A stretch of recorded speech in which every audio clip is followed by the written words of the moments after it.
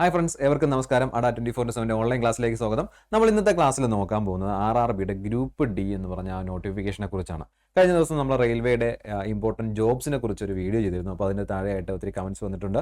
RRB group ഡിയെ കുറിച്ച് complete ഡീറ്റെയിൽസും വേണമെന്നുണ്ട്. അതായത് ഇനി എന്നായിരിക്കാം വേക്കൻസി വരുന്നുണ്ടാവുക, അതായത് നോട്ടിഫിക്കേഷൻ വരുന്നുണ്ടാവുക, എത്രത്തോളം വേക്കൻസി ഉണ്ടാവാം, ലാസ്റ്റ് ഇയറിലെ വേക്കൻസി എത്രയായിരുന്നു, അത് മറ്റേ ആ പോസ്റ്റിൻ്റെ എലിജിബിലിറ്റി എന്തൊക്കെയാണ് ജോബ് നാച്ചർ. അപ്പോൾ അങ്ങനെയുള്ള കാര്യങ്ങളെല്ലാമാണ് ഇന്നത്തെ ഈ വീഡിയോയിലൂടെ നമ്മൾ ഡിസ്കസ് ചെയ്യാൻ പോകുന്നത്.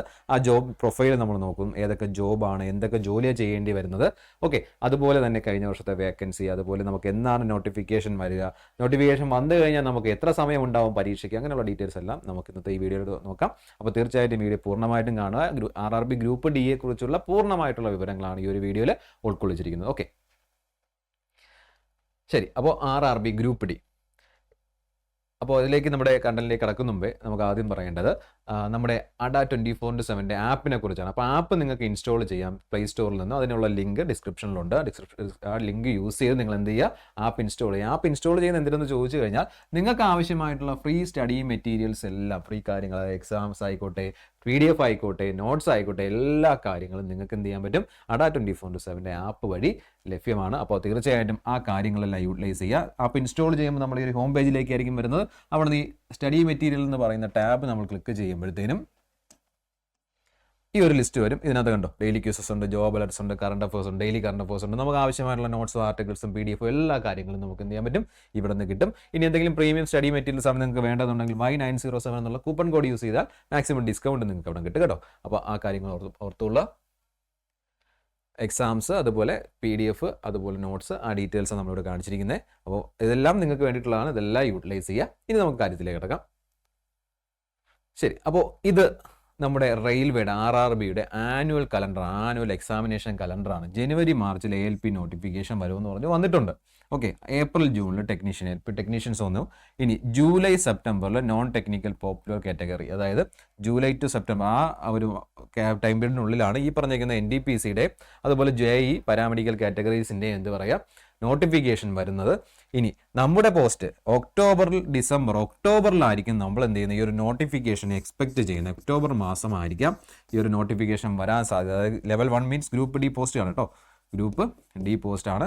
അപ്പോൾ ലെവൽ 1 എന്ന് പറയുന്നത് ഒക്ടോബറിലായിരിക്കും നമുക്ക് നോട്ടിഫിക്കേഷൻ എക്സ്പെക്ട് ചെയ്യുന്നത്. അതായത് RRBയുടെ ആനുവൽ കലണ്ടർ അനുസരിച്ച് ഒക്ടോബർ മാസത്തിൽ നമുക്ക് എന്താ പറയുക, ഈ ഒരു നോട്ടിഫിക്കേഷൻ പ്രതീക്ഷിക്കാം. ഇനി ഈ നോട്ടിഫിക്കേഷൻ വന്നു കഴിഞ്ഞിട്ട് എന്നായിരിക്കാം എക്സാം എന്നുള്ള കാര്യം നോക്കുക. നിലവിൽ ALPയുടെ നോട്ടിഫിക്കേഷൻ വന്നിട്ടുണ്ട് ജനുവരിയിൽ, അല്ലേ? ALPയുടെ നോട്ടിഫിക്കേഷൻ വന്നിട്ടുണ്ട്. അപ്പോൾ ഈ ALPയുടെ നോട്ടിഫിക്കേഷൻ്റെ എക്സാം എന്നൊന്ന് നോക്കാം. അപ്പോൾ 1/2024 ALPയുടെ നോട്ടിഫിക്കേഷനാണ്. അപ്പോൾ ഈ നോട്ടിഫിക്കേഷൻ ജനുവരി മാസത്തിൽ വന്നു കഴിഞ്ഞു. ഇനി ശ്രദ്ധിക്കുക, the CBT1 exam for this post are tentatively scheduled to be held between June and August 2024. ജൂണിനും ആഗസ്റ്റിനും ഇടയിലായിട്ട് ഈ ഒരു exam CBT1 first time exam നടക്കുമെന്നാണ് പറഞ്ഞിരിക്കുന്നത്. ഇതിൻ്റെയാണ് ALPയുടെ എക്സാം നടക്കുന്നത്. അപ്പോൾ ജനുവരി, ഫെബ്രുവരി, മാർച്ച്, ഏപ്രിൽ, മെയ്, ജൂൺ, ഏകദേശം 6 മാസത്തോളം ഒരു ടൈം പീരീഡ് നമുക്ക് എന്ത് ചെയ്യാൻ വേണ്ടി, ആ ഒരു പരീക്ഷയ്ക്ക് വേണ്ടി പ്രിപ്പയർ ചെയ്യാനായിട്ട് കിട്ടുന്നുണ്ട്. ഓക്കെ, ഇതിപ്പോൾ ഞാൻ വെറുതെ പറയുന്നല്ല, നിലവിൽ വന്നിട്ടുള്ള നോട്ടിഫിക്കേഷൻ വെച്ച് അതിൻ്റെ ഡീറ്റെയിൽസ് വെച്ച് പറയുന്നതാണ്. ജൂണിലും ഓഗസ്റ്റിനും ഇടയ്ക്കായിരിക്കാം ALPയുടെ എക്സാം നടക്കുക. അപ്പോൾ 6 മാസം നമുക്ക് പഠിക്കാനായിട്ട് കിട്ടും കേട്ടോ. അപ്പോൾ നല്ലൊരു സമയം നമുക്ക് പ്രിപ്പറേഷന് വേണ്ടിയിട്ട് അവിടെ കിട്ടുന്നുണ്ട്. അതുപോലെ തന്നെയായിരിക്കും നമുക്ക് ഏതിനും പ്രതീക്ഷിക്കാവുന്ന ഗ്രൂപ്പ് ഡിക്ക്. ആനുവൽ കലണ്ടർ അനുസരിച്ച് ഗ്രൂപ്പ് ഡി വരുന്നത് ഒക്ടോബർ മാസത്തിലായിരിക്കും, അല്ലേ? ഗ്രൂപ്പ് ഡി ഒക്ടോബർ മാസത്തിലാണ് നോട്ടിഫിക്കേഷൻ വരും. അപ്പോൾ ഒക്ടോബർ 2024 നോട്ടിഫിക്കേഷൻ വരും. നവംബർ, ഡിസംബർ, ജനുവരി, ഫെബ്രുവരി, മാർച്ച്, ഏപ്രിൽ, മെയ്, അല്ലേ? അല്ലെങ്കിൽ ഒരു ഏപ്രിൽ മാസം, ഏപ്രിൽ 2025 ആവാം എന്ത് ചെയ്യുന്നത്, ഇതിൻ്റെ എക്സാംസ് നടക്കാൻ സാധ്യത, അല്ലേ? ഗ്രൂപ്പ് ഡിയുടെ എക്സാംസ് നടക്കാൻ സാധ്യത ഏകദേശം ഒരു 2025 ഏപ്രിൽ മാസം. 6 മാസത്തെ കാലയളവ് നോക്കിയത്. കാരണം ഒക്ടോബർ 2024 നോട്ടിഫിക്കേഷൻ വരുന്നത്. ആനുവൽ കലണ്ടർ അനുസരിച്ച് അവർ കൃത്യമായിട്ട് അത് ഫോളോ ചെയ്തുകൊണ്ടിരിക്കുകയാണ്. അപ്പോൾ ഈ ജൂലൈ, സെപ്റ്റംബറിൽ നമ്മുടെ NTPC വരുന്നുണ്ട്. ഓക്കെ, ഇപ്പോൾ ജൂൺ മാസമായി. അപ്പോൾ അടുത്ത മാസം NTPC വരാം. അത് ഒക്ടോബറിലേക്ക് ആകുമ്പോഴത്തേക്ക് എന്തായിരിക്കും, നമ്മുടെ ഗ്രൂപ്പ് ഡി വരും. ഒക്ടോബറിൽ വന്ന് 6 മാസം കഴിയുമ്പോൾ ഏകദേശം ഏപ്രിൽ, മെയ് 2025 ഏപ്രിലോ മെയിലോ ആയിരിക്കും ഇതിൻ്റെ എക്സാം നടക്കാൻ സാധ്യത. അപ്പോൾ 6 മാസത്തോളം നമുക്ക് പ്രിപ്പയർ ചെയ്യാനുണ്ട്. നല്ല പോസ്റ്റാണ്. ഓക്കെ, ലാസ്റ്റ് നടന്ന 2019, അതിനിടയ്ക്ക് പിന്നെ കൊറോണയും ബാക്കി കാര്യങ്ങളൊക്കെയാണ്. പിന്നെ ഇതുവരെയും ഈ 5 വർഷത്തെ ഗ്യാപ്പിൽ എന്ത് ചെയ്തിട്ടില്ല, ഗ്രൂപ്പ് ഡി പോസ്റ്റ് വിളിച്ചിട്ടില്ല. അപ്പോൾ നല്ലൊരു ബൾക്ക് എമൗണ്ട് ഓഫ് വേക്കൻസീസ് നമ്മൾക്ക് എന്ത് ചെയ്യാം, അവിടെ പ്രതീക്ഷിക്കാം. അപ്പോൾ തീർച്ചയായിട്ടും അങ്ങനെ ഒരു വേക്കൻസി പ്രതീക്ഷിക്കുക. ലാസ്റ്റ് ഇയറിൽ 2019 നടന്നപ്പോൾ എത്ര വേക്കൻസി ഉണ്ടെന്നുള്ള കാര്യം നോക്കണ്ടേ? ആ ഡീറ്റെയിൽസ് നമുക്ക് നോക്കാം. ഇതാണ് 2021 വേക്കൻസി. ഓരോ കാറ്റഗറി വൈസിൽ, അതായത് അൺറിസർവ്ഡും ഉണ്ട്, ബാക്കിയുള്ള റിസർവേഷൻ കാറ്റഗറിയിലുള്ള പോസ്റ്റുകൾക്കെല്ലാം ഉള്ള ടോട്ടൽ വേക്കൻസി നോക്കുക. ടോട്ടൽ വേക്കൻസി ഏകദേശം 1 ലക്ഷമാണ് കേട്ടോ. 1 ലക്ഷം വേക്കൻസീസ് ആണ് എന്ത് ചെയ്യുന്നത്, ലാസ്റ്റ് എക്സാം നടന്നപ്പോൾ 2019 എക്സാം നടന്നപ്പോൾ ഉള്ളത്. ഓരോ എന്താ പറയുക, റെയിൽവേ ഓരോ സോൺ വെച്ചിട്ട്, central railway, east central railway അങ്ങനെ പറഞ്ഞിട്ട് ഏകദേശം എത്രയാണ്, 1 ലക്ഷത്തോളം വേക്കൻസിയാണ് ടോട്ടൽ ഉണ്ടായിരുന്നത്. ഓൾ ഇന്ത്യ ലെവലിലാണ് നമുക്കിത് ഫില്ല് ചെയ്യാൻ പറ്റുന്നത്. 1 ലക്ഷത്തോളം വേക്കൻസിയാണ് ഇവിടെ ഉണ്ടായിരുന്നത്. ഓക്കെ, അപ്പോൾ ഈ ഒരു കാര്യം നോക്കുക. അപ്പോൾ ഇത് 1 ലക്ഷം വേക്കൻസി ഉണ്ട്. അപ്പോൾ ഇനി നോക്കേണ്ടത് 5 വർഷമായിട്ട് വിളിച്ചിട്ടില്ല, അപ്പോൾ ഒത്തിരി വേക്കൻസീസ് വരാൻ സാധ്യതയില്ല. തീർച്ചയായിട്ടും ഉണ്ട്. റെയിൽവേ സോൺസും സ്റ്റേഷൻസും ബാക്കി കാര്യങ്ങളെല്ലാം കൂടുന്നുണ്ട്. അതിനിടയ്ക്ക് കുറേ ഫാക്ടറീസും ബാക്കി കാര്യങ്ങളെല്ലാം അനുവദിച്ചിട്ടുണ്ട്. അപ്പോൾ ഇവിടെ എല്ലാം ആൾക്കാരുടെ ആവശ്യമുണ്ട്. ഇപ്പോൾ നിലവിൽ അപ്രന്റീസുകളോ അല്ലെങ്കിൽ ടെമ്പററി പോസ്റ്റിലുള്ള ആൾക്കാരൊക്കെ നിൽക്കുന്ന വേക്കൻസിയിലേക്ക് പെർമനൻ്റ് ആയിട്ട് പോസ്റ്റ് ഇതുവഴി എന്ത് ചെയ്യാം, ഫില്ല് ചെയ്യുന്നുണ്ടാവും. അപ്പോൾ നല്ലൊരു ബൾക്ക് എമൗണ്ട് ഓഫ് വേക്കൻസി നമുക്ക് എക്സ്പെക്ട് ചെയ്യാവുന്ന ഒരു കാര്യമാണ് എന്ന് പറയുന്നത്. ഗ്രൂപ്പ് ഡിയിൽ ലാസ്റ്റ് 1 ലക്ഷം ഉണ്ടായിരുന്നു. അപ്പോൾ ഏകദേശം 1 ലക്ഷം അല്ലെങ്കിൽ 1 ലക്ഷത്തിന് മുകളിൽ അത്രയും പോസ്റ്റുകളാണ് നമുക്ക് എന്ത് ചെയ്യാം, എക്സ്പെക്ട് ചെയ്യാം. അപ്പോൾ നല്ലൊരു ചാൻസാണ് കേട്ടോ. ഒക്ടോബറിൽ നോട്ടിഫിക്കേഷൻ വന്നു. 6 മാസത്തോളം നമുക്ക് എന്ത് ചെയ്യാം, മിനിമം പഠിക്കാനായിട്ട് കിട്ടും. അപ്പോൾ തീർച്ചയായിട്ടും നല്ലൊരു ചാൻസാണ്. ആ ചാൻസ് മിസ് ചെയ്യരുത്. ആ വേക്കൻസിയുടെ കാര്യം നോക്കുക. ശരി, അപ്പോൾ ഇതായിരുന്നു ലാസ്റ്റ് ഇയറിലെ വേക്കൻസി. ഇനി ഇതിൻ്റെ എന്താ പറയുക, എലിജിബിലിറ്റിയുടെ കാര്യം നോക്കുക. എലിജിബിലിറ്റി ആകുമ്പോൾ ഏജ് ലിമിറ്റ് നോക്കുക. 18 to 33 വയസ്സ് വരെയുള്ള ആൾക്കാർക്ക് എന്ത് ചെയ്യാൻ പറ്റും, ഇതിലേക്ക് അപ്ലൈ ചെയ്യാൻ പറ്റും. അതിൻ്റെ അപ്പർ ഏജ് ലിമിറ്റിൻ്റെ ഇതൊക്കെ ഇയറൊക്കെ പറഞ്ഞിട്ടുണ്ട്. ആ ഡീറ്റെയിൽസ് നോക്കുക. അപ്പോൾ 18 to 33 അവിടുത്തെ ഏജ് ലിമിറ്റ് എന്ന് പറയുന്നത്. ആ കാര്യം കഴിഞ്ഞു. 18 to 33 വയസ്സ് വരെയുള്ള ആൾക്കാർക്ക് അപേക്ഷിക്കാൻ പറ്റും. ശരി, അതുപോലെ ഓരോന്ന് റിസർവ്ഡ് കാറ്റഗറിയിലും റിലാക്സേഷൻ ഉണ്ട്. ആ കാര്യം കൂടി ജസ്റ്റ് ഒന്ന് നോക്കിക്കൊള്ളു. അടുത്ത് നോക്കുക, ഇതിലേക്ക് അപേക്ഷിക്കാനുള്ള ഫീസാണ്. For all candidates except the fee concession categories mentioned below serial number 2. ഈ പറഞ്ഞിട്ടുള്ള, അതായത് താഴെയുള്ള രണ്ടാമത് ഇതിൽ പറഞ്ഞിരിക്കുന്ന ആൾക്കാർ ഒഴികെയുള്ള ബാക്കിയുള്ള എല്ലാ ആൾക്കാരും എത്ര രൂപയാണ് അപേക്ഷാ ഫീസ് കൊടുക്കേണ്ടത്? 500 രൂപയാണ് ഫീസ് കൊടുക്കേണ്ടത്. Out of this fees of ₹500 and amount of 400 shall be refunded. പരീക്ഷ എഴുതി കഴിഞ്ഞാൽ എന്ത് ചെയ്യും, നമുക്ക് ഇത് ബാക്കി പൈസ റീഫണ്ട് ചെയ്യുമെന്നാണ് അവർ പറഞ്ഞിരിക്കുന്നത് കേട്ടോ. 400 രൂപ റീഫണ്ട് ചെയ്യുമെന്നാണ് പറഞ്ഞിരിക്കുന്നത്. അടുത്ത ഫിസിക്കൽ ഡിസബിലിറ്റി ഉള്ളത്, അതുപോലെ തന്നെ female, transgender, ex serviceman candidates അങ്ങനെയുള്ള ആൾക്കാർക്കെല്ലാം എന്താണ് ഫീസ്? 250 രൂപയാണ്. 250 രൂപയാണ്. The fee of ₹250 shall be refunded in due course, duly deducting bank charges as applicable applying CBT. എക്സാമിന് അപ്പിയർ ചെയ്ത് കഴിഞ്ഞാൽ ഈ പൈസ എല്ലാം തിരിച്ചു തരത്തുള്ളൂ എന്നാണ് അവർ പറയുന്നത് കേട്ടോ. അപ്പോൾ നോർമലി 500 രൂപയാണ് ഫീസ്. അവർ പറഞ്ഞിട്ടുള്ള ഫീമെയിൽ കാൻഡിഡേറ്റ്സ്, അതുപോലെ ട്രാൻസ്ജെൻഡേഴ്സ്, ഫിസിക്കലി ഹാൻഡിക്യാപ്ഡ് ആയിട്ടുള്ള ആൾക്കാർക്കെല്ലാം എന്ത് ചെയ്യാം, 250 രൂപയായിരിക്കും ഫീസ് എന്ന് പറയുന്നത്. ശരി, അപ്പോൾ ആപ്ലിക്കേഷൻ ഫീസിൻ്റെ കാര്യം കഴിഞ്ഞു. ഇനി നോക്കുക, എക്സാം പാറ്റേൺ ആണ് നമ്മൾ നോക്കേണ്ടത്. CBT എക്സാം ഒരു പരീക്ഷ ഉണ്ടായിരിക്കും. എക്സാം പാറ്റേൺ ആണ് നമുക്ക് നോക്കേണ്ടത്. ഓക്കെ, അപ്പോൾ നമ്മൾ ഗ്രൂപ്പ് ഡിയെ കുറിച്ചും അതുപോലെ തന്നെ ALP, NTPC, JE, അതുപോലെ എന്താ പറയുക, റെയിൽവേയുടെ റിലേറ്റഡ് ജോബ്സിനെ കുറിച്ച് വീഡിയോ ചെയ്തിട്ടുണ്ട്. വീഡിയോ നമ്മുടെ യൂട്യൂബ് ചാനലുണ്ട്. അത് കാണാത്തത് എത്രയും കാണുക. അതിൽ ഫുൾ ഡീറ്റെയിൽസും പറഞ്ഞിട്ടുണ്ട്. അതിൻ്റെ കൂട്ടത്തിൽ ഗ്രൂപ്പ് ഡിയുടെ അഡീഷണൽ ആയിട്ട് സെപ്പറേറ്റ് ആയിട്ട് വേണമെന്നുള്ള റിക്വസ്റ്റ് പ്രകാരമാണ് വീണ്ടും നമ്മൾ എന്ത് ചെയ്യുന്നത്, അതിനെ റിലേറ്റ് ചെയ്തിട്ടുള്ള വീഡിയോ ചെയ്യുന്നത്. അപ്പോൾ അതിൻ്റെ എക്സാം പാറ്റേൺ നോക്കുക. 90 മിനിറ്റ് ആയിരിക്കും നമുക്ക് പരീക്ഷ എഴുതാനായിട്ട് തന്നിട്ടുണ്ടാവുക. അതൊരു കമ്പ്യൂട്ടർ ബേസ്ഡ് ടെസ്റ്റ് ആണ്.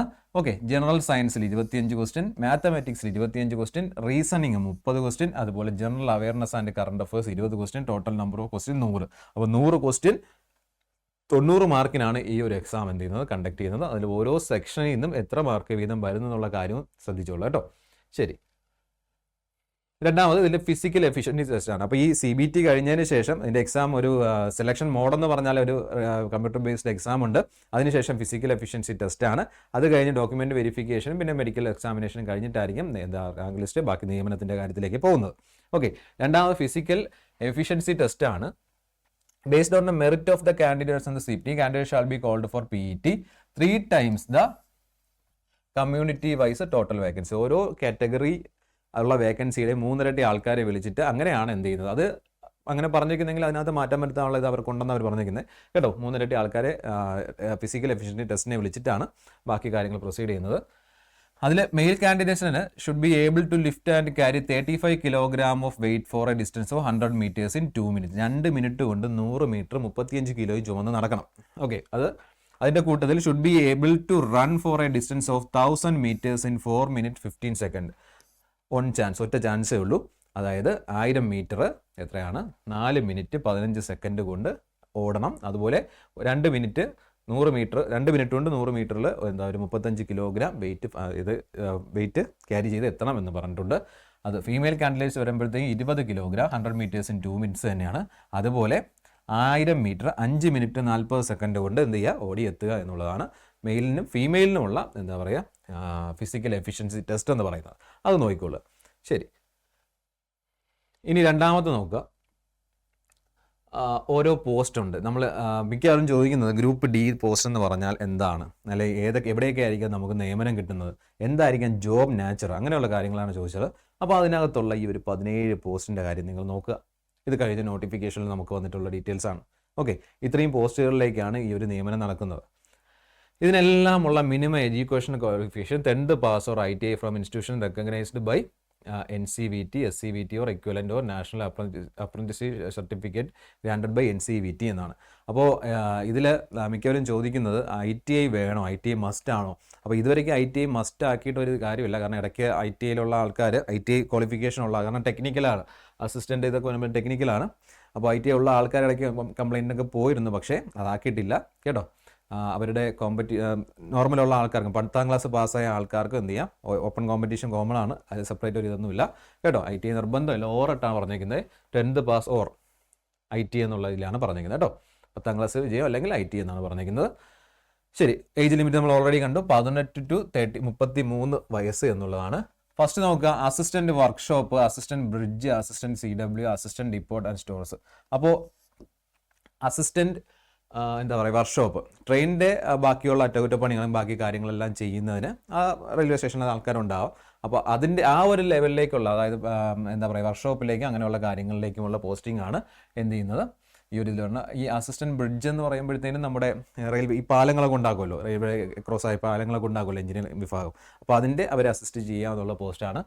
ഇനി ഡിപ്പോർട്ട് സ്റ്റോർസ്, ഓരോ സ്റ്റോറിനകത്തേക്ക് വരുന്ന ഈ സാധനങ്ങൾ കൊണ്ടുവരികയും ചെയ്യുന്ന ആ ഒരു സെക്ഷൻ, അതിനകത്തേക്കായിരിക്കും ഇത് വരുന്നത്. പിന്നെ assistant loco shed electrical, assistant operations electrical. അപ്പോൾ ഇത് രണ്ടും നമ്മൾ നോക്കിക്കൊള്ളുക. ഈ 2 പോസ്റ്റിലത്തേക്കും അസിസ്റ്റന്റ് ലോക്കോ ഷെഡ്, അതായത് ലോക്കോ പൈലറ്റ് വണ്ടി ഉണ്ട്, അത് ചെയ്യുന്ന ആൾ ഓടിക്കാനായിട്ടുണ്ട്. അപ്പോൾ അതിന് പുറമേയുള്ള ബാക്കി കാര്യങ്ങളെല്ലാം, അതിൻ്റെ മെയിൻ്റനൻസും ബാക്കി കാര്യങ്ങളെല്ലാമാണ് ഈ ഒരു ഇതിലേക്ക് വരുന്നത്. ശരി, ഇനി അസിസ്റ്റന്റ് പോയിന്റ്സ്മാൻ എന്ന് പറഞ്ഞാൽ, ഇപ്പോൾ നമ്മൾ വണ്ടി ഓടിക്കുമ്പോഴോ അല്ലെങ്കിൽ വിമാനത്തിലൊക്കെ ആണെങ്കിലും നമുക്കതിനെ അങ്ങോട്ടും ഇങ്ങോട്ടും തിരിക്കാനും നമ്മുടെ പൊയ്ക്കൊണ്ടിരിക്കുന്ന ഡയറക്ഷൻ മാറ്റാനും പക്ഷേ ട്രെയിനിന് അത് പറ്റത്തില്ല. ഒരു ട്രാക്കിൽ നിന്നും മറ്റൊരു ട്രാക്കിലേക്ക് ട്രെയിൻ അല്ലെങ്കിൽ ലോക്കോ പൈലറ്റിന് വണ്ടി ഓടിച്ച് കയറ്റാൻ പറ്റത്തില്ല. ആ ട്രാക്ക് മാറ്റുക എന്നുള്ളത് വളരെ ക്രൂഷ്യലായിട്ടുള്ളൊരു ജോലിയാണ്. ഒരു ലിവറിൻ്റെ കൺട്രോളിൽ അത് കൃത്യമായിട്ടും ഒരു ട്രാക്കിൽ നിന്നും മറ്റേ ട്രാക്കിലേക്ക് മാറ്റുക, ആ സ്വിച്ചിങ് ആണ് കേട്ടോ. ആ ഒരു ഇതാണ് എന്ന് പറയുന്നത് ഈ അസിസ്റ്റന്റ് പോയിന്റ്സ്മാൻ എന്ന് പറയുന്ന ആ ഒരു ജോബിൽ നമ്മൾ ചെയ്യേണ്ടി വരുന്നത്. ട്രെയിനിൻ്റെ ട്രാക്ക് തമ്മിലുള്ള സ്വിച്ചിങ് കേട്ടോ, ആ ഒരു പോസ്റ്റാണത്. അടുത്തപോലെ assistant signal and telecom, lights, signals ഉണ്ട്. അപ്പോൾ അതിനൊക്കെയുള്ള ബാക്കി റിപ്പയറും ബാക്കി കാര്യങ്ങളെല്ലാം ചെയ്യുന്നത് ആ ഒരു സെക്ഷനിലേക്കാണ്. അസിസ്റ്റന്റ് ട്രാക്ക് മെഷീൻ, ബാക്കി ഈ പറഞ്ഞിരിക്കുന്ന കാര്യങ്ങളെല്ലാം ഇത്രയും കാര്യങ്ങളെല്ലാം ബാക്കി ഇതേപോലെ ഓരോ സെക്ഷനിലേക്ക് നമ്മൾ അസിസ്റ്റന്റ് ഇതായിട്ട് വരുന്ന ജോലിയാണ്. അത് വർക്ക്ഷോപ്പിലാവാം, അതുപോലെയുള്ള ഓരോ ഫാക്ടറി അങ്ങനെയുള്ള കാര്യങ്ങളിലേക്കൊക്കെ ആയിരിക്കാം. ഇനി ഏറ്റവും നല്ല ഫീമെയിൽസിനെയൊക്കെ സംബന്ധിച്ച് നല്ലൊരു ജോബാണ് എന്ന് പറയുന്നത്, പുറമേ അല്ല, ഫീൽഡ് വർക്കല്ല, ഹോസ്പിറ്റൽ അസിസ്റ്റൻ്റ് ആണ് കേട്ടോ. അവരുടെ റെയിൽവേ ഹോസ്പിറ്റൽസ് ഉണ്ടാവും, അതുപോലെ അവരുടെ മെഡിക്കൽ സേവനം ആവശ്യമായിട്ടുള്ള ഫീൽഡിലെല്ലാം നമ്മൾ എന്ത് ചെയ്യുക, എത്തിക്കുക എന്നുള്ള ആ ഒരു കാര്യങ്ങളാണ് കേട്ടോ ഹോസ്പിറ്റൽ അസിസ്റ്റൻ്റ്. അത് ഫീമെയിൽസിനെ സംബന്ധിച്ചിടത്തോളം നല്ല പോസ്റ്റാണ്. അതുപോലെ ട്രാക്ക് മെയിൻറ്റെയിനർ അല്ലെങ്കിൽ ട്രാക്ക് മെയിൻറ്റെയിനർ, ട്രാക്ക് മാൻ, ആ ഒരു പോസ്റ്റ്, അതായത് ട്രാക്കിനകത്ത് ഈ റെയിൽവേ ട്രാക്കിൽ എന്തെങ്കിലും പ്രശ്നമുണ്ടോ അങ്ങനെയുള്ള ഇതെല്ലാം അത് ഫീൽഡിൽ പോകണം, നമ്മൾ പോയി നേരിട്ട് ചെക്ക് ചെയ്യുക എന്നുള്ള ഇതാണ്. അതുപോലെ ഗേറ്റ് കീപ്പർ, അതെല്ലാം ഇതിനകത്ത് വരുന്നതാണ് കേട്ടോ. ഈ ട്രാക്ക് മാൻ എന്ന് പറഞ്ഞാൽ ഇത്രയും ആ ഒരു എത്ര ഉണ്ടോ നമുക്ക് ഓരോ സ്റ്റേഷനിൽ അല്ലെങ്കിൽ ഒരാൾക്ക് ഒരു പരിധി കൊണ്ടായിരിക്കും, ആ പരിധിയിലേക്ക് ഉള്ള ട്രാക്കെല്ലാം മെയിൻറ്റെയിൻ ചെയ്യാൻ, എന്തെങ്കിലും പ്രശ്നമുണ്ടോ അങ്ങനെയുള്ള വെരിഫൈ ചെയ്യുക എന്നുള്ളതാണ്. അപ്പോൾ മെജോറിറ്റിയും ഫീൽഡ് വർക്കാണ്, അല്ലെങ്കിൽ ഹെവി ആയിട്ടുള്ള വർക്കായിരിക്കും വരുന്നത്. പക്ഷേ ഈ ഡിപ്പോർട്ടിലും അതുപോലെ ഈ ഹോസ്പിറ്റൽ അസിസ്റ്റന്റ് ഓഫീസിനകത്തൊക്കെ കിട്ടുകയാണെന്നുണ്ടെങ്കിൽ വലിയ പ്രശ്നം വരത്തില്ല. ലേഡീസിനെ സംബന്ധിച്ചിടത്തോളം ഹോസ്പിറ്റൽ അസിസ്റ്റന്റ് ഒക്കെ നല്ലതാണ്. ഗേറ്റ് കീപ്പർ, ഗേറ്റിന്റെ ആ കൺട്രോൾ ഇതാണ് നമ്മൾ മിക്കപ്പോഴും കണ്ടിട്ടുണ്ടാവും. ആ ഒരു ഇതാണ് വരുന്നത് കേട്ടോ. അപ്പോൾ ഇത്രയാണ് ആ പോസ്റ്റ് എന്ന് പറയുന്നത്. അപ്പോൾ മെയിനായിട്ടുള്ള ഈ പോസ്റ്റുകളും അതിൻ്റെ ഏതൊക്കെയാണ് ജോലി എന്താ ചെയ്യേണ്ടി വരുന്നുള്ള കാര്യങ്ങളെല്ലാം നമ്മൾ കണ്ടു കഴിഞ്ഞു. ഇതാണ് ഗ്രൂപ്പ് ഡി പോസ്റ്റുകൾ പറയുന്നത്, ലെവൽ 1 പോസ്റ്റ്. ഓക്കെ, അപ്പോൾ ഇത്രയാണ്. അതിൻ്റെ എല്ലാം മെഡിക്കൽ സ്റ്റാൻഡേർഡ്സ് പറഞ്ഞിട്ടുണ്ട്. ഇതിന് നോട്ടിഫിക്കേഷനിൽ ഡീറ്റെയിൽ ആയിട്ട് പറഞ്ഞു എന്താ C1 B1 എന്നൊക്കെ പറഞ്ഞിട്ടുണ്ട്, ഏതൊക്കെ ഡിപ്പാർട്ട്മെൻറ്റിലാണെന്നുള്ള കാര്യം പറഞ്ഞിട്ടുണ്ട്. ഇനി suitability for person with benchmark disability എന്ന് പറയുന്നത്. അപ്പോൾ ഏതൊക്കെ പോസ്റ്റുകളിലേക്ക് ഡിസബിലിറ്റി ഉള്ള ആൾക്കാർക്ക് അപേക്ഷിക്കാം എന്നുള്ള കാര്യം. ഡിസബിലിറ്റി ഉള്ള ആൾക്കാർക്ക് അപേക്ഷിക്കാൻ പറ്റും എന്നുള്ളതായിരുന്നു ഒരു മെയിൻ ചോദ്യം. അപേക്ഷിക്കാൻ പറ്റും, ഏതൊക്കെ എല്ലാ പോസ്റ്റുകളും പറ്റില്ല, ഏതൊക്കെ പോസ്റ്റുകളാണെന്നുള്ളത് നമുക്കിവിടെ ഡീറ്റെയിൽസ് നൽകിയിട്ടുണ്ട്. അത് നോക്കിക്കൊള്ളുക കേട്ടോ. ശരി, എഡ്യൂക്കേഷണൽ ക്വാളിഫിക്കേഷൻ നമ്മൾ കണ്ടു, ഏജ് ലിമിറ്റ് കണ്ടു, പോസ്റ്റ് കണ്ടു. Salary next one 18,000 to 56,000 plus allowance ബാക്കി കാര്യങ്ങളുണ്ടാവും. നമുക്ക് സാലറി പറയുന്നത് 18 to 56 എന്നുള്ള കാര്യമാണ്. ഏജ് ലിമിറ്റ് നമ്മൾ ഓൾറെഡി പറഞ്ഞു. എഡ്യൂക്കേഷണൽ ക്വാളിഫിക്കേഷൻ പറഞ്ഞു. സെലക്ഷൻ പ്രോസസ്സ് നമ്മൾ പറഞ്ഞു. കമ്പ്യൂട്ടർ ബേസ്ഡ് ടെസ്റ്റ് ഉണ്ട്. അതിനുശേഷം ഫിസിക്കൽ എഫിഷ്യൻസി ആയിട്ട് കോൾ ചെയ്യും. 3 ഇരട്ടി ഓരോ കാറ്റഗറി ബേസിൽ, കമ്മ്യൂണിറ്റി ബേസിലുള്ള വേക്കൻസി അനുസരിച്ച് 3 ഇരട്ടി ആൾക്കാരെ കോൾ ചെയ്തിട്ട് അവിടെ നിന്നാണ് ഫിസിക്കൽ എഫിഷ്യൻസി ടെസ്റ്റ് നടത്തുന്നത്. അപ്പോൾ നമ്മൾ നേരത്തെ പറഞ്ഞത് എന്താ ചെയ്യേണ്ടതെന്നുള്ള കാര്യങ്ങളില്ല. അതിനുശേഷം ഡോക്യുമെന്റ് വെരിഫിക്കേഷൻ, പിന്നെ മെഡിക്കൽ എക്സാമിനേഷൻ. ഇത് കഴിയുമ്പോഴായിരിക്കും നമുക്ക് ഫൈനലി അപ്പോയിൻമെന്റ് അല്ലെങ്കിൽ റാങ്ക് ലിസ്റ്റിലേക്ക് പോകുന്നത് കേട്ടോ. ഓക്കെ, അപ്പോൾ ഇത്രയുമാണ് നമ്മുടെ ഗ്രൂപ്പ് ഡിയെ സംബന്ധിച്ച് ബേസിക് ആയിട്ട് അറിയണം. മിക്ക ചോദ്യങ്ങൾ, പല ചോദ്യങ്ങൾ നമ്മളുണ്ട്. ITI വേണോ എന്നുള്ളതിന് ഇപ്പോഴത്തെ ഇതൊരു കഴിഞ്ഞ ഇതിൽ ഇല്ലായിരുന്നു, അതൊരു മാൻഡേറ്ററി ആയിട്ടുള്ള ഇതല്ലായിരുന്നു. ഇനി ഇപ്പോഴത്തെ വരുന്നുണ്ടോ ഇല്ലെന്ന് അറിയത്തില്ല, നമുക്ക് നോട്ടിഫിക്കേഷൻ വന്നതിന് ശേഷം അറിയാം. പിന്നെ എക്സാം എത്ര മാസത്തിനുള്ളിൽ നടക്കും? ഏകദേശം 6 മാസം കുറഞ്ഞ സമയം. നമ്മളിപ്പോൾ ALPയുടെ കാര്യം കണ്ടു. അപ്പോൾ നമുക്ക് ഇതിലും അതേ ഒരു ഇത് തന്നെ നമുക്ക് പ്രതീക്ഷിക്കാം കേട്ടോ. അപ്പോൾ ഫിസിക്കൽ എഫിഷ്യൻസി ടെസ്റ്റ് ഉണ്ട്. പിന്നെ ഡിസേബിലിറ്റി ഉള്ള ആൾക്കാർക്ക് അപേക്ഷിക്കാൻ പറ്റുമോ ഇല്ലേ എന്നുള്ളതായിരുന്നു. അപേക്ഷിക്കാൻ പറ്റും. അത് ഏതൊക്കെ ചില പോസ്റ്റുകൾക്ക് പറ്റത്തില്ല, ഏതൊക്കെ പോസ്റ്റുകൾക്കാണ് പറ്റുന്നതെന്നുള്ള കാര്യവും നമ്മൾ കണ്ടു കഴിഞ്ഞു. ഓക്കെ, അപ്പോൾ ഇത്രയൊക്കെയാണ് ഗ്രൂപ്പ് ഡിയെ പറ്റി ഇമ്പോർട്ടൻ്റ് ആയിട്ട് നമ്മൾ അറിഞ്ഞിരിക്കേണ്ട കാര്യം. ഇനി നിങ്ങൾക്ക് എന്തെങ്കിലും സംശയം ഉണ്ടെങ്കിൽ തീർച്ചയായിട്ടും വീഡിയോ താഴെ കമൻറ്റ് ചെയ്യുക. അതിന് ഉറപ്പായിട്ടും റിപ്ലൈ തരുന്നതായിരിക്കും. അത് സെപ്പറേറ്റ് വീഡിയോ ആയിട്ട് ചെയ്യേണ്ടതാണെങ്കിൽ നമുക്ക് വീഡിയോ ആയിട്ട് തന്നെ ചെയ്യാം. എല്ലാവർക്കും യൂട്ടിലൈസ് ചെയ്യില്ല, എല്ലാവർക്കും ഉപകാരപ്രദമാവുന്ന രീതിക്ക് നമുക്കത് ചെയ്യാൻ പറ്റും. ഓക്കെ, ഇനി ഞാൻ ഈ പറഞ്ഞ പോലെ നമുക്ക് എന്തായാലും മാത്സ് എക്സാം പാറ്റേൺ കണ്ടു, മാത്സും റീസണിംഗ് ഒക്കെ ഉണ്ട്. അപ്പോൾ മാത്സിൻ്റെ എന്താ പറയുക ബേസിക് ആയിട്ടുള്ള കാൽക്കുലേഷൻ ട്രിക്ക് നമുക്ക് അത്യാവശ്യമാണ് ഒരു ഗ്രൂപ്പ് ഡി എക്സാമിനെ സംബന്ധിച്ചിടത്തോളം. അപ്പോൾ തീർച്ചയായിട്ടും അതിനെ നിങ്ങളെ ഹെൽപ്പ് ചെയ്യാൻ വേണ്ടിയിട്ട് ഒരു വീഡിയോ നമ്മുടെ യൂട്യൂബ് ചാനലിൽ ചെയ്തിട്ടുണ്ട്. ഏകദേശം 2.5 മണിക്കൂറോളം വരും. Addition, subtraction, multiplication, division, square root, cube root, ഈ കാര്യങ്ങളെല്ലാം ഇൻക്ലൂഡ് ചെയ്തിട്ടുണ്ട് ആ വീഡിയോയിൽ. തീർച്ചയായിട്ടും അത് കാണുക, അത് യൂട്ടിലൈസ് ചെയ്യുക. ലിങ്ക് നമ്മുടെ കമൻറ്റ് ബോക്സിൽ ഉണ്ടാവും. ഓക്കെ, ശരി. അപ്പോൾ തീർച്ചയായിട്ടും ഈ വിവരങ്ങളെല്ലാം നോക്കുക. അതുപോലെ തന്നെ നമ്മുടെ എന്താ പറയുക ചാനൽ സബ്സ്ക്രൈബ് ചെയ്തിട്ടില്ലെങ്കിൽ ഉറപ്പായിട്ട് സബ്സ്ക്രൈബ് ചെയ്യുക. ഈ വീഡിയോ നിങ്ങൾക്ക് ഇഷ്ടമായിട്ടുണ്ടെങ്കിൽ തീർച്ചയായിട്ടും മറ്റുള്ളവരേക്ക് ഷെയർ ചെയ്തെത്തുക. കാരണം എല്ലാവർക്കും എല്ലാവർക്കും അറിയേണ്ട ഇൻഫർമേഷനാണ് നമ്മൾ ഈ വീഡിയോയിലൂടെ ഷെയർ ചെയ്യുന്നത്. ഓക്കെ, അപ്പോൾ എല്ലാവർക്കും എല്ലാവിധ ആശംസകളായിരുന്നു. Thank you all.